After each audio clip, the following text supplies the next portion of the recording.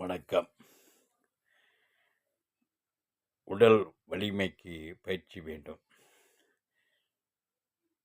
மன வலிமைக்கு ஐக்கியப்பாடு வேண்டும். இரண்டும் இணைந்தால்தான் அந்த நிலையில் நின்று ஜெயிக்கும். ஆனால் இரண்டும் இணைய வேண்டும். உடல் வலிமை, மன வலிமை இணையும் போதுதான் அந்த களத்தில் நின்று ஜெயிக்கும். இப்போ உடல் வலிமைக்கு பயிற்சிகள் எத்தனையோ இருக்கிறது. அந்த பயிற்சிகள் செய்யும்போது உடல் வலிமை பெறுகிறது. ஆனால் மன வலிமைக்கு ஐக்கியப்பாடு வேண்டும்.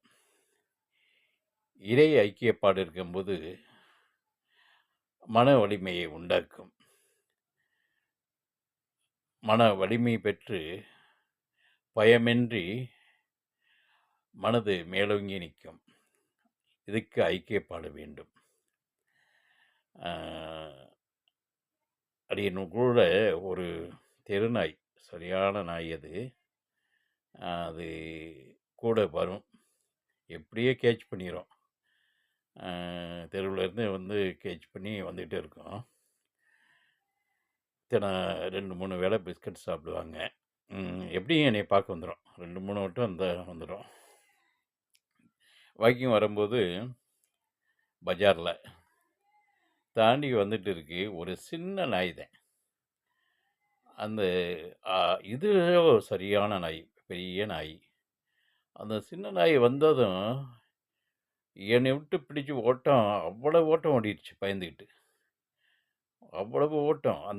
இந்த நாயை பார்த்தா 4-5 நாய் பயப்படும், அவ்வளவு பெரிய நாய் இது. ஆனால் அந்த சின்ன நாயை பார்த்து அவ்வளவு ஓட்டம் ஓடிடுச்சு. காரணம் என்ன? அந்த நாயிடம் மன வலிமை இருக்குது. அந்த சின்ன நாயாக இருந்தாலும் மன வலிமை இருந்தால் தான் அந்த இடத்துல திறமையும் நிற்கும், நின்று ஆடும்.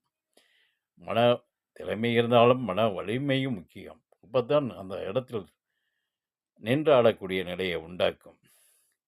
இந்த ரொம்ப சின்ன பையனாக இருப்பார், கபடி விளையாடுறவரில்.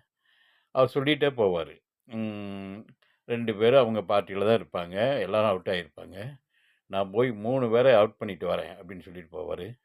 மன வலிமையோடு போவார். 3 பேரை அவுட் பண்ணிவிட்டு பாயிண்ட் எடுத்துடுவார். இதுக்கு காரணம் தான் மன வலிமை. உடல் வலிமையும் வேண்டும், மன வலிமையும் வேண்டும். அப்போ தான்